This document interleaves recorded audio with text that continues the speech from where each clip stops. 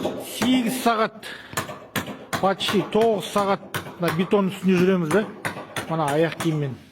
Үйге барғаннан кейін аяқ кәдімгідей шаршайды, ойыйды.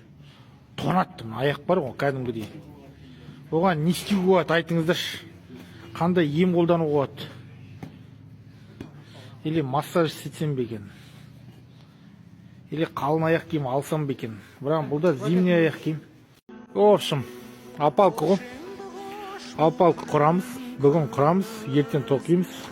Келесі күні бетон құямыз.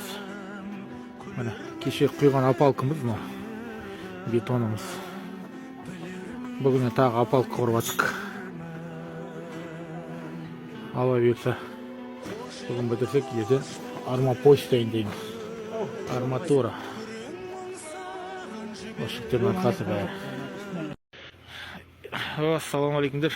Кеше ар жағын құйдық, ана жақты құйдық. Ар жақты құйып тастадық. Бұйыртса, бүгін опалка, ана опалка. Мына жер дайындадық, ар жағын дайындадық. Енді бүгін осы жерді бітіреміз. Где-то 1 сағаттың уақыттың арасында бар опалкамен. Міне, осы жер қалды.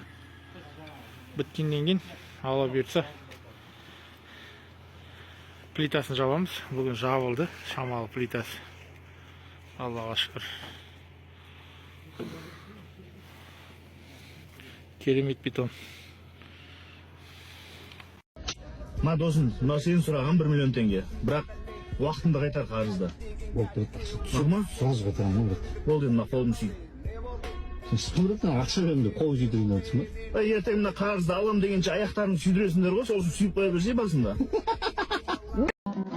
Көгілдір көлден не пайда, жағасы жайсыз жар болса, су ашып балық аз, жиегі таяз тар болса.